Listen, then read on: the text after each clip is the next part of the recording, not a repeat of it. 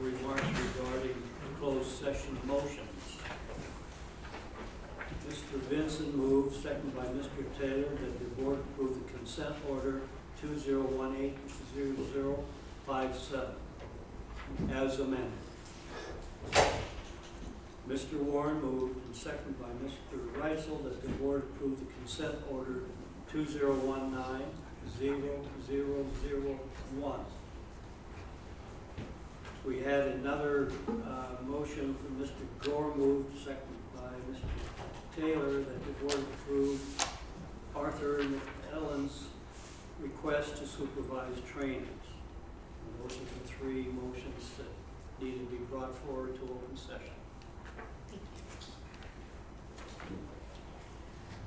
Okay. I believe at this point in time we're ready for the hearing. Is that correct? Yes. Where's Mr. Rogers? I'm lost. Oh, there he is. Stand up and let me see you. Sure. Thank you. Okay, the hearing in matter of Joshua R. Huffman before the North Carolina Appraisal Board is now in session. Let the record show that this is the 30th day of July 2019, and it is now 10 o'clock a.m. and we're in the conference room of the Appraisal Board in Raleigh, North Carolina. The hearing is being held to determine whether the petitioner's application for registration as a trainee real estate appraisal should be denied or approved by this board. My name is Charles L. McGill. I am chairman of the board, and I will be presiding over this meeting, over this hearing. The other members of the board who have been designated to hold this hearing are David E. Reitzel, Vice Chairman, Timothy Talent, Sarah Burnham, Clay Taylor, Samuel Corey Gore, Dwight Vincent, Beverly Scotton, and Mike Warren.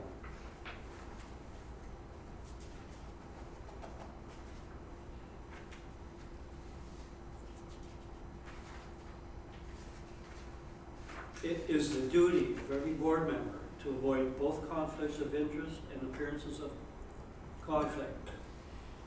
Does any board member know of any personal bias or other factor that would render him or her unable to participate in this hearing or to perform all duties in an impartial manner? Okay, let the record show that there has been no board member answered in an affirmative. Preliminary matters. Will counsel for the board please identify yourself? Yes, Sandra Panico, Assistant Attorney General, Counsel for the Board. Will the petitioner please identify himself? Yes, sir. I'm Joshua Ryan Huffman. I go by Ryan, and I will be representing myself today. Thank you. Are there any motions or preliminary matters that need to be addressed before we proceed? I don't have any. Yes, sir. You- The court. I assume then that the parties are ready to proceed. Wait, the court. I'm sorry. Excuse me, sir. I didn't check his driver's license. If he's Okay. going to be the witness, It's in the car. I just need to go downstairs and get it. I don't have my wallet I on me, need but to verify his ID before he can testify. Okay. yes, ma'am. We'll wait, sir. I'll be right back. I'll be quick. Oh, Okay. I know we've been waiting. I'll run. Don't fall. I'm on.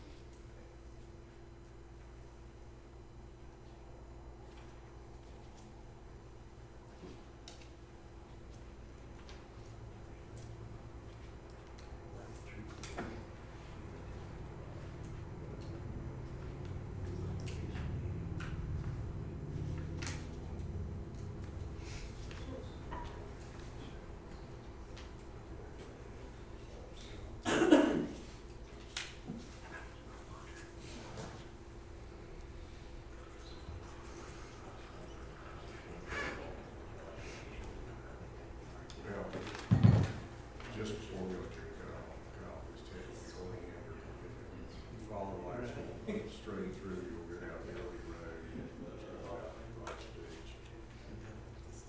There's a single bubble line, it's right against, yeah, right where I'm walking.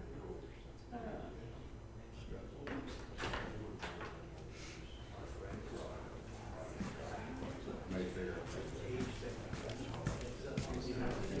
That's okay. This suit's just too tight for a wallet. We had a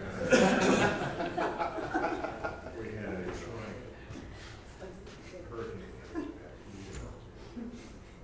my house, trying to convince the guy that it was nice to sell it to, and I can see what's up in there. Really rushing.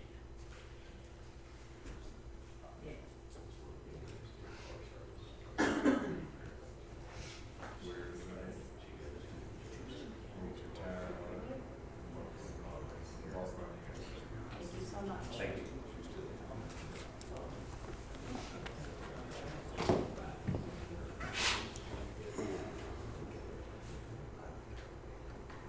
Mr. McGill?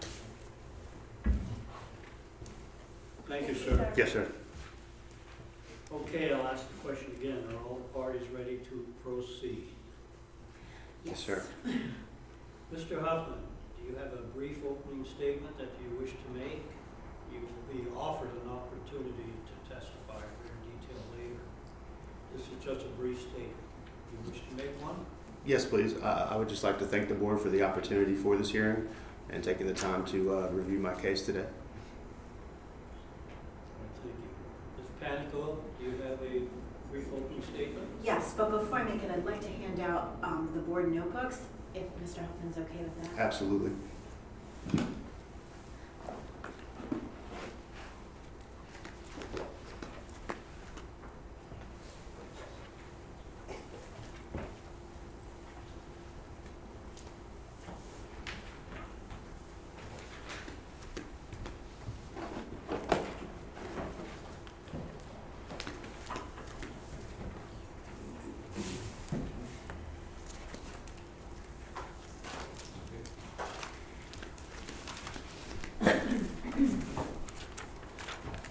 Just very briefly, Mr. Huffman has applied to be a registered trainee. He submitted his application, which included several criminal convictions. He's been convicted for 5 misdemeanors and 2 felonies, and he's admitted all of this in his application. He comes before you today for you to consider registering him as a trainee. That's all I have.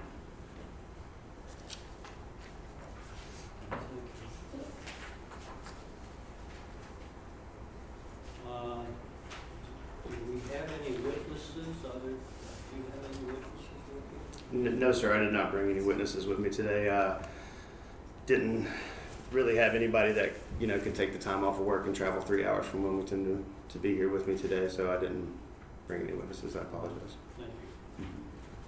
So we move then, Ms. Panico, to... He wishes to testify. Yes, I would like to speak on my own behalf. He wants to testify. Yes. Okay. You may do that. Sure. In regard. If you're going to testify. Oh, I'm sorry. Yes, And also the court. Yes. of course. Excuse me. This is my first time. Take the oath. I will. Thank you.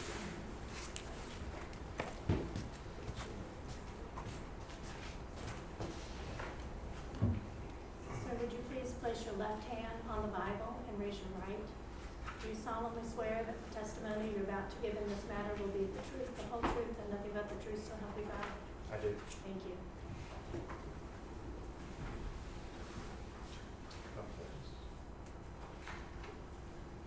Testing. As far as my criminal history, I mean, it's obviously there. It's all documented on paper. It's not a testament of who I am today here in 2019. Clearly, people make mistakes. I'm sure we all made a mistake in our life at one point or another. I'm here because I have a passion for appraising. I'm here because I want this. I'm here because I've been in the restaurant business for 20 years and I'm looking for a different career opportunity. I'm 39 years old. I have no debt when it comes to my college education and I don't plan on adding anything to it, so I'm not going back to school. I have a degree in psychology. my work history, as far as I'm concerned, is pretty stellar. One of the reasons I'm here to dispute the authorization of my application, if you will, is because I've worked for some what I would call world-class companies. The interview process is thorough for the last 3 jobs that I've had. Rigorous background checks, drug screenings, multiple interview processes, and I've had 0 issues in gaining employment at some of the finest companies in the world, including Ruth's Chris, the largest fine dining steakhouse in the world. I was a clubhouse manager for Eagle Point Golf Club in Wilmington. It's right next to Figure 8 Island. It's uber exclusive. I was responsible for tens of thousands of dollars in equipment, tens of thousands of dollars in wine cellar. I did inventory for these companies. I also recently worked for Murphy Family Ventures. I don't know if any of you are familiar with Senator Murphy, but Murphy Family Ventures is extremely rigorous in their hiring process. They're a Christian-based organization, so they don't take it lightly, especially when it's a job that is management, salary, and benefits package included. So I would point to my work history as a testament to my current condition of my character, not my criminal history from the mistakes that I made as a young person. I'm happy to discuss any charges that I do have on my record here in the board in greater detail if anyone needs an explanation, but I'm here because I want to be an appraiser. My wife, the love of my life, she's in real estate. She has been for almost 10 years. That's how I kind of got into this. I went to take this class to be a real estate instructor. Passed it with flying colors, but you know, obviously from living in such close proximity with the real estate agent, I understood what the day-to-day activities for that job were, and it wasn't for me. So then I kind of found the appraisal side, and then I found a little bit of passion into it. When I took the appraisal classes, it was the analytics of real estate that really fascinated me, and it's what drew me to the profession.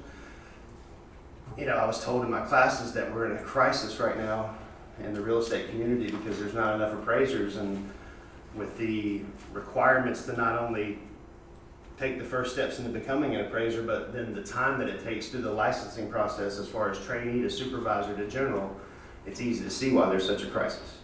It's a very hard business to get into. The majority of the people in the business come from some kind of family contact or family business. I don't, but I want this, you know, and I think that when you speak about character, you speak about commitment, and I've shown that commitment. I've shown the commitment to be here today. I woke up at 5 a.m., drove 3 hours, sat through traffic. I can tell you, when you live in Wilmington, you avoid the triangle like the plague just because of the traffic. You know, I'm a small town guy. Traffic freaks me out, but I did that to be here. You know, I woke up every day, 9 weekends in a row, to drive 2 hours to take the classes because they're only offered here in Raleigh. They're not offered in my market in Wilmington. You know, I've went above and beyond just to try to get my foot into the door of a new career path. And I would be very disappointed if the mistakes that I made as a teenager or as a college student would have ramifications on my future. I really would. There's nothing malicious in my criminal history. There's nothing violent in my criminal history. For, you know, lack of better terminology, we're talking about some weed charges and a DUI. I'm not that person anymore. I just turned 39 years old. I have a brand new baby boy at home. He'll be 2 in October. And I'm here to lay the foundation for the future for my family today. You know, I want to own my own business one day. And the appraisal business is something that I'm passionate about. My wife and I, we're self-proclaimed real estate nerds. We drive around for fun, looking for sale signs. We drive around in new developments, construction sites. I visit contractors. I've probably visited half a dozen contractors in the past 6 months just to get an idea of the construction process because I'm wanting to get into residential appraising. I've never hammered a nail in my life. You can tell by looking at my hands. I've never been on a construction site, but I've taken the time to educate myself on the process of what it takes to build a house from the ground up because this is something that I want. It's what I want to do. You know, I'm here today to make that happen. I'm willing to answer any questions that the board may have for me. I'm willing to explain any situation from my past. But I felt that I was extremely thorough in my application process, extremely honest. And I would just ask the board to look past what's on the paper and look forward to what is in the person. And I think that my employment record alone can show you my character. You don't get the jobs that I've had if you don't have good character. I've never interviewed for a job and not been offered the job. Now, I've interviewed for jobs and not taken them, but I've never interviewed for a job and it not been offered to me. And I just think that's a testament to my work ethic, the way I present myself, my education, and my passion. And I would ask that the board take those things into consideration today when making your decision. Good morning. Good morning, Mr. Hoffman. Yes, ma'am. Some questions for you. Yes, ma'am. Turning to your exhibit notebook in front of you. Yes, ma'am. I just want to go through these exhibits with Yes, you. ma'am. Exhibit number 1, this is the notice of hearing that you received to be here today, correct? Yes, ma'am. Okay.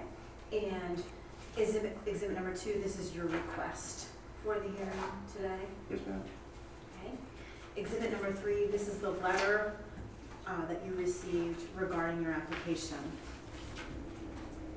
Yes, ma'am. from which you requested the hearing. Okay. And exhibit number 4, this is your application for registration as a trainee. Say yes. Yes, I'm sorry. Yes. Okay. And exhibit number 5 is your explanation, Yes, it is. 4 pages in, of your criminal background. Yes, ma'am. Okay. Now some questions about your criminal background that I'm actually looking at exhibit number 1, the notice of hearing, and I'm starting with number 10. So I just wanted to ask you some questions about your criminal background. Yes. September 1998, you were found or pled guilty to misdemeanor larceny. Mhm. You admit that, correct? Yes, ma'am. And you received 18 months of unsupervised probation? Yes, ma'am. Okay. And then May 18th, 1999, you were found or pled guilty to possession of marijuana, and you admitted that conviction also on your application. Absolutely. And you received probation and paid a fine for that? Yes, ma'am. Okay. And then June 14th, 2002, you were found or pled guilty to injury to personal property, and you also admitted that on your application, correct? Yes. And you received 36 months of unsupervised probation for that, is that correct? Yes, ma'am. Okay. And then July 10th, 2003, you were found or pled guilty, this time to the felony possession of Schedule I controlled substance. Mhm. And you admit that? Yes, ma'am. Okay. And you received 30 months of supervised probation, including drug screenings, and you paid a fine. Is that correct? Yes, it is. Okay. And then June 27th, 2008, you were found or pled guilty to felony possession with intent to sell, distribute marijuana, misdemeanor, maintain a vehicle, dwelling place, controlled substance, and misdemeanor possession of drug paraphernalia.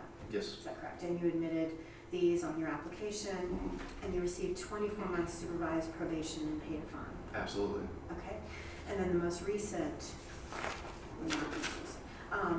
is February 24th, 2014, you were found or pled guilty of possession of marijuana, which is a misdemeanor, and you admitted this conviction on your application, Yes. correct? And you received 12 months of unsupervised probation. Yes, ma'am. Okay, and then your most recent conviction is the March 12th, 2014, driving while impaired conviction.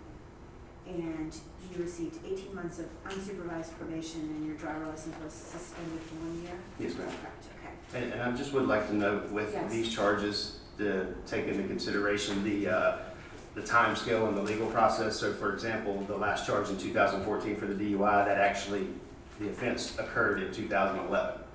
So, it's kind of misleading to say that Okay, it occurred in 2014, it actually occurred in 2011. I was in court for 3 years fighting that case, so. thank you. Thank you for explaining that. So, I have some questions about, have you received any substance abuse treatment?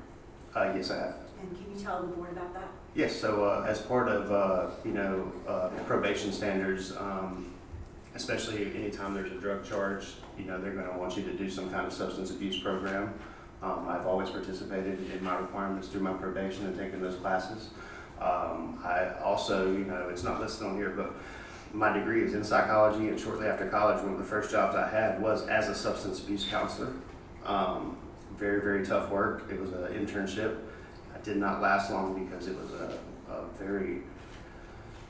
an emotional job. You took a lot of that work home with you. And I kind of saw that wasn't for me, so that's one of the reasons I didn't pursue a master's degree with my psychology degree, because I knew I wasn't necessarily going to go to that specific field. But I absolutely have taken those classes before. Did you receive any substance abuse treatment subsequent to the DWI and, the offense date of December 5th, 2012? Any substance abuse treatment after that? I don't believe I was ordered for any with that charge, but I don't recall specifically. Do you remember if you received any on your own? Oh, no, I did not. No. Are you currently in any kind of substance abuse treatment? No, ma'am. So the substance abuse treatment that you received was all ordered by the court? Yes, ma'am. Okay. And do you have any documentation of that with you today? I do not. I mean, that would have been probably 10, maybe 15 years ago. Okay. Mm-hmm. And you state in your application that these convictions do not represent the person you are today, and I think you testified to that as well. Yes, ma'am. What have you done since 2014 to assure the board that these convictions don't represent the person you are today?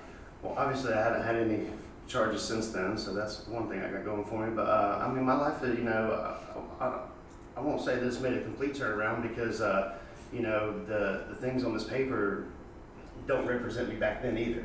Okay, so I think that's one thing we have to keep clear. But things are different for me now. Most of these charges I incurred in my either teenage years or in my 20s. Some of them were in my early 30s. A lot of that was due to the process of being dragged out in court with me trying to fight some of them. A lot of these charges are erroneous. I mean, I don't know if you're familiar with the marijuana laws in the state of North Carolina, but anything over half an ounce and the charges start stacking up. So it paints a picture that is not reality. I have been with my wife now for almost 5 years. We've been married for over 2. Like I said, my son will be 2 in October. I'm sure anyone in this room who has children can attest that your life changes when you become a father or a mother. And mine has changed significantly, obviously, since the birth of my son, but it started changing long before that. Some people mature when they're in their early 20s and they're in college, and some people never mature. I'd say I'm somewhere in the middle. I'm 39. I feel like I am an extremely productive, intelligent, and capable member of society, but I still am a goofball at heart, at home with my friends and family. So, I don't think that there's like a definitive way for me to prove one or the other. But all I can speak to is who I am and what I want to do with my life. And what I want to do with my life is move on from what's on this paper into what is in my future. What I want to do is I want to own my own appraisal business. I want to work for myself. Like I spoke to before, I've been in the restaurant business for 20 years. And the thing I've learned most out of that 20 years is that working for someone sucks, for lack of a better term. I want to work for myself. And this is something that I feel very strongly about. I feel very capable in my ability to do as an appraiser. I excelled in the class. I have a passion for real estate. And I kind of have that drive to succeed, and that's something that I didn't attain in life until probably my mid-30s, and one of the things that's really become apparent to me now that I have a son is that I want to instill that drive in him at an early age. I don't want him to wait till he's 35 before he figures out what he wants to do with his life, like I did. Unfortunately, it did take me that long to get there, but I'm here now, and this is what I want to do. I would not wake up early, drive through traffic every single weekend to take classes if I didn't think that this was really something I wanted to do.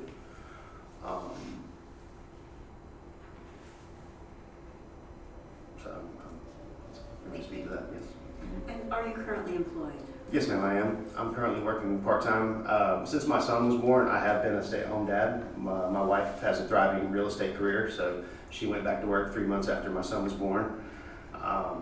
She's doing very well for herself. She is a realtor with Landmark Sotheby's and a instructor with Seacoast Real Estate Academy and Southern Choice Real Estate Academies. So she was kind of my introduction into the real estate world. And she's done very well for herself, but I've been a stay-at-home dad for the past 2 years, and I've been working part-time at a Niche Kitchen and Bar. It's in Wilmington, North Carolina. It's a restaurant bar. It's perfect for me right now because, like I say, my wife's career is thriving, so she's working days, but, she comes home at 5, we switch spots, I go to work, and I've been working nights. And what do you do there? I'm the bartender and manager. And how long have you been employed in that capacity? That capacity there, just under 6 months. Like I said, before that, I was at home with my son. So your most recent position prior to that was the Mad Boar in May of 2018? Yes. So I was an assistant manager for Murphy Family Ventures at the Mad Boar in Wallace, North Carolina. That was a job I took to definitely extend my resume as far as my restaurant career was concerned. It was a great opportunity for me.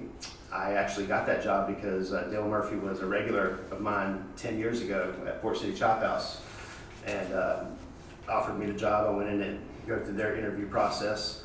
I had a great experience working there, but unfortunately for me, after my 90 days was up, I needed more money than they were willing to give me. After doing the job for 3 months, it was an hour-and-a-half commute. Obviously, I had to get a nanny for my son because me and my wife were both working full-time at that point, and the math just didn't make sense. After gas, dry cleaning, and nanny expenses, it made more sense for me to stay home than to work. So I basically gave them the number that I needed to stay. They couldn't match it, so I went back home to stay with my son. Thank you. And as a registered trainee, you will need a supervisor. Do you have a supervisor who has agreed to supervise you? Yes, I don't. And as I was preparing for this hearing, this is definitely where I would have, I guess, dropped the ball, if you will. My understanding as far as the process to become a trainee and to go work for a supervisor, I was under the impression that I would need the license before I go out to start interviewing with supervisors. So I have not started that process until the last 2 weeks. And obviously I have not had time before this hearing to gain a position with a supervisor, but I have 4 interviews set up this week with supervisors in Wilmington to interview for a trainee position. I would have absolutely already have a supervisor in place and probably dragged them here with me today, knowing that would help me in my case. But again, I didn't start that process because I was naive to the fact that I actually needed the license in my hand to go get the job, if you will. So that definitely a misstep on my part. But I have I have actually, not zero, I should say more than enough confidence that I will find a job as a trainee very, very quickly. The contacts that I have set up are all through the networking that I have established with my wife as a real estate agent. So I already kind of have a base of relationships, of personal relationships. So as far as finding a supervisor, I just don't see that as being an issue for me. And have you applied for any other licenses in this state, North Carolina? No, ma'am. Or in any other state? No, ma'am. Okay. And your driver's license is in good standing? Yes, absolutely. Okay. Yes. I don't have any other questions. I would just ask the chair, unless you have any objection, that I can move exhibits 1 through 5 into evidence. Do you have any objection to that? No, not at all. Okay. So I'll just ask you one more time, if you have any other comments to follow up our presentation? Are you satisfied? No, sir. Ms. Panico, do you have any other questions for him? I do not, unless the board members may have. Yes, I want to take care of the evidence first. Do you have any hard copy evidence to enter into? No, sir, I did You not. do not. So then you would not have any objections. Ms. Panico, your exhibits have all been moved. Yes, exhibit 1 through 5. Do you have any objections to that, sir? No, sir. Okay. Okay, all identified exhibits are accepted into evidence, so I think at this point I would like to ask the board members if they have questions of Mr. Hoffman, and we'll proceed with that.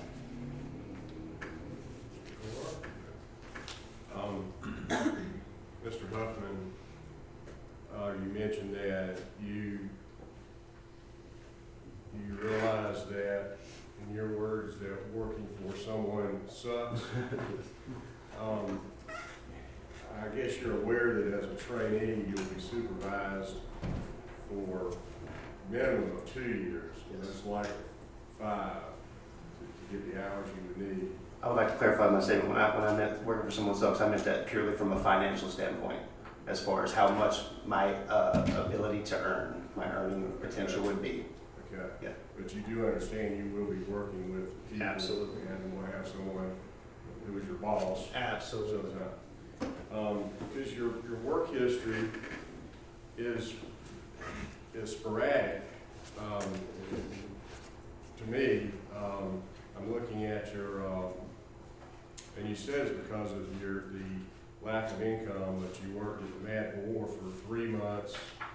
Prior to that, you worked at Roku for 6 months. Prior to that, Eagle Point for 8 months. And your longest tenure was at Ruth's Chris for 5 years. Is there some reason that all of these were short-lived employment histories? Absolutely, salary. You know, when you're in the restaurant business, you go where the money is. So, you know, I'm sure if you're familiar, if you live in the same place for any amount of time, place opens up, it's booming. It's crushing for maybe the first couple of years if they're doing it right. Yeah. Sometimes you can sustain that success over time, sometimes you cannot. You know, as far as businesses goes, the restaurant business is the most volatile in the United States. The average restaurant closes its doors within 2 years of opening. So a lot of that, you know, when you are serving a bartender, you are not necessarily paid by your employer, you are paid off of tips. So you're going where the tips are. Yeah. And so that would be the explanation I would have for that sporadity. When you're speaking to the Mad Boar, you know, it's a 3-month trial for a management salary position. And it's basically, we try it out for 3 months and then we go to the evaluation process. I went to the evaluation process and basically said, you're not paying me enough for this. It was a 60-hour work week, 2-hour commute. And so I did a horrible job of negotiating my salary when I took that job. So my first review, I basically was, I need this much money to stay. Yeah. So all of those I would point back to just the salary issue. You know, living in Wilmington for the past 15 years, I've worked, I honestly don't think that there's a bar that I haven't worked at least one shift in. You know, as a bartender, you wouldn't normally have 2 or 3 different jobs. One might be at a fine dining restaurant during the week, and then I might be at a beach club on the weekends. Mm-hmm. You know, I'm going where the money is. So that would be my explanation as far as my work history is concerned. The reason I left Eagle Point, it was personal. It was personal to me. My wife called me while I was at work to tell me that she was pregnant. Obviously, that was a shock, a stick in the gut. And I went to my boss later that day and basically said, hey, I've been here this long. I feel like I'm doing a great job. This is what I'm getting paid. I would like a benefits package because now I'm going to have a family. And if you can't do the benefits package, then I need this much more of a raise. Mm-hmm. They said they couldn't do it. I was a little upset by that because the club was built on insurance. All of the members of my club made hundreds of millions of dollars owning insurance companies and selling insurance. So I took that as a big slap in the face that they wouldn't offer an employee benefits. And I quit right then and there. I was very offended. And regarding income, if you've done a little homework, you may be aware that a trainee is not going to get rich. Absolutely. It's going to take some time, and even once you're certified, then it's a matter of finding clients, whether it's mostly vendor clients or private clients, whatever. So it's from this day forward. If you started today, you still got a long road ahead to be able to make some. Yes, sir. And that's one of the reasons that I have my part-time job at night. I plan on keeping that throughout my process as a trainee. But I completely understand and sympathize with the challenges that you speak of. One of the advantages, again, that I have living with a successful real estate agent, I've already got 4 lenders lined up to throw business my way, which is one of the reasons I have zero doubt that I will find a supervisor. Yeah. But you are a convicted felon, so you cannot vote in the United States, is that correct? I don't believe that's 100% correct. There is a, you can reapply for that right. I believe.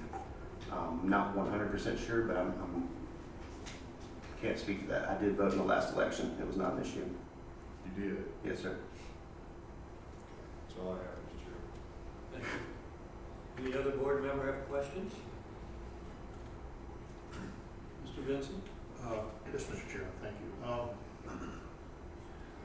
I was trying to take all the different dates and different employment history and kind of weigh that in with part of your opening statement.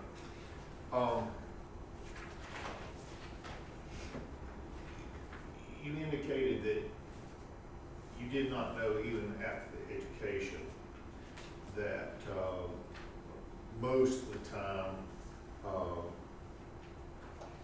at least in this state, from what I've seen, the supervisors, the trainees typically have a supervisor already lined up most of the time before they even take their education. Absolutely. In the class that I took, I would say that 80% of the people in my class were already working for a family member in an appraisal business or at an AMC. What preempted you to kind of out of the blue take the classes? So like I mentioned before, my wife is in real estate, so when I was first trying to, basically my first thing was trying to get out of the restaurant business. You know, when I found out I was going to be a father, I knew that that wasn't the lifestyle that I wanted to, the hours that I wanted to keep working. You know, being a bartender, those are long shifts. You know, they're 12-hour shifts on your feet. Most of them are late at night. Obviously, you know, your true bar or clubs don't close until 2 a.m. It's a young man's game. And I knew that I can't do it forever, so I was already kind of looking for different career paths to get out of the current one. My wife being very successful in real estate, I thought obviously that would be the easiest transition. And she's a real estate instructor as well, so I took her class with the intention of becoming a real estate agent. But like I mentioned before, you know, my wife, she spends a lot of time on the telephone as a real estate agent. And she's constantly taking calls, making calls, and not all the time is what it be what I would deem as constructive use of time. It's a lot of dead time spent on the phone when you're a real estate agent. And so I kind of saw right off the bat that that wasn't something that I wanted to do. So I started researching different jobs in real estate, if you will. Property management was one of the things I was looking into, but I know that you had to have the real estate license to become a property manager, so that's why I was taking the class. But then I found out about appraising and basically what it entailed as far as the analytical side of real estate. I'm a numbers guy, so I kind of gravitated towards that. After I started taking the classes, you know, one of the things that they talk about in the class is the opportunity. The appraisers that came to speak to our class, you know, one of the first questions they would be asked is, how much business are you turning away because you don't have the manpower to take it on? And a lot of them were saying half of all available business they would have to turn down because they simply didn't have the manpower to do the appraisals. And I kind of started thinking about that. I also looked at some statistics that in North Carolina, the average age of the appraiser is 55 and up. So obviously you've got a lot of folks who are going to be entering retirement in the coming years, which is going to open the opportunity for a younger workforce. So I kind of saw that as an avenue to start a career, to get in something where there is a need for people, where it's a job that's hiring, if you will. And also that long-term sustainability as far as the opportunity to own my own business and to work for myself, and as far as a long-term goal. And you know, that is not just based on the earning potential, it's also based on quality of life. You know, one of the advantages that my wife has in her career is she sets her own hours. She sets her meetings. She sets the showing times, you know. She's got enough clout now as an instructor that she teaches these days in these blocks of time so that we can have that quality of life as a family away from work. You know, when we first met, we both were working day jobs and both bartending and serving in a restaurant at night. And, you know, that's all fine when you're young and in your 20s and when you're single. But when you have a family and, you know, you have more perspective and you have more things that you want to do as far as free time is concerned, having that quality of life and that control over your schedule, that control over your earning potential, You know, those are things that are important to me. That's why I'm here. I guess from my perspective, it seems kind of strange hearing that particular verbal communication coming from appraisers to a class that we have a shortage in this state, right? Because that's, for most of us, that seems to be totally opposite Mm-hmm. of what the case is. Have you shadowed or looked through an appraisal office to see what they do and how they communicate and how much downtime and how little control they have over their own schedules? Have you actually witnessed this in action from an appraisal office? No, sir. I've never been in an appraisal office. I have done home inspections. I have measured houses. I have interviewed homeowners and taken photographs, things like that, just as helping out my wife and her real estate as far as putting together listing presentations, setting up the MLS for a new listing or something like that. So I am familiar somewhat what that entails, but I've never worked in an appraisal office. The potential clients that you have, that you said that you had talked with, lenders. Lenders, yes, sir. Do you know if they order all of their appraisal work themselves, or do they farm out the ordering of that to an appraisal management? Depending on what kind of appraisal it is, that normally they do both, the ones that I've spoken to. So when it's a residential appraisal, a lot of times they can choose their appraiser, especially if they're available and they're trying to get the deal done. And then other times they will outsource that. I got more questions. Yes. I'm the public member, so forgive me if this is a stupid question. You mentioned going above and beyond when you talked about driving to Raleigh for your classes. Mm-hmm. Do all potential appraisers have to drive to Raleigh, or? Yeah, there are no classes offered in Wilmington. There's not a accredited school, if you will, for appraising, just for real estate. So everyone drives to Raleigh? Yes. Okay, thanks. Yes. Mr. Talent. Mr. Huffman, usually when we get something like this, we have, they bring character references, they have, letters, character reference. Why did you not provide that? Yes, sir.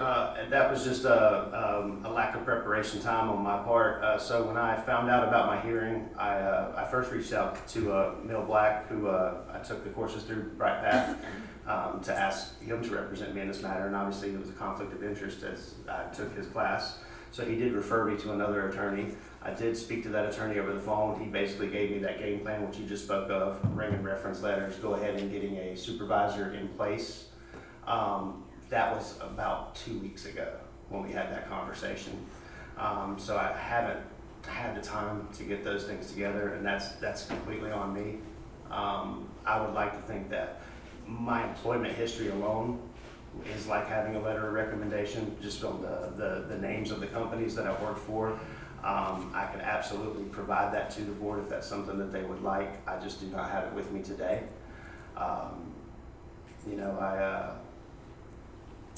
I guess I just, I don't know, I guess I'm just so sure of the person that I am versus the person that these papers say that I am, that I didn't feel that was necessary. I'm here to answer any questions, I'm here to be honest about the situation, but, I didn't do any of that because I didn't feel it was necessary, if I'm being honest. I really didn't. I felt that my work history, my passion for this, my effort in being here today, I felt that would be enough. I hope that it would be enough. If it's not, then I am definitely willing to do more. But I'm here because I'm a good guy. I'm honest. I'm hardworking. I'm punctual. So I don't feel that there's anything going on in my life that should prevent me from this opportunity. I've put in the work. I've made some mistakes in my life, but I've paid for my mistakes. You know, I have paid for them both financially, both with time, you know, and not only that, I'm carrying this stain for the rest of my life. You know, these felonies, they'll follow me forever. But like I mentioned before, I've never had an interview and not been offered the job. And I think that's a testament to who I am, not this record. You know, I think it's what people can see in me when they look at me in the eye and they shake my hand. And absolutely, after they see one day of me working for them, there are no more questions.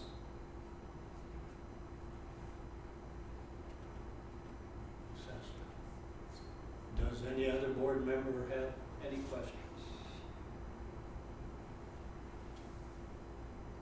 I would assume that Mr. Hoffman, that do you have anything additional you'd like to say? You've spoken quite eloquently for the moment. No, I would just like to thank you for the opportunity to be here today. Okay, Ms. Panico, do you have any questions you'd like to follow up with? Yes, I do. Mr. Hoffman, looking at your Exhibit 5, your letter of explanation, these convictions, it seems, involve drugs and alcohol, really, all of them, for the most part. Yes, ma'am. Do you still drink, do you currently drink alcohol? Yes, ma'am. You do. Do you take any drugs? No, ma'am. Okay.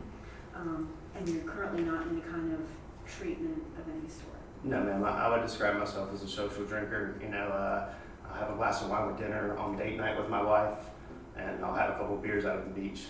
You know, but that's about it. I don't necessarily drink at home in front of the TV or something like that. I'm in a situation where it's social that when I drink, if that makes sense.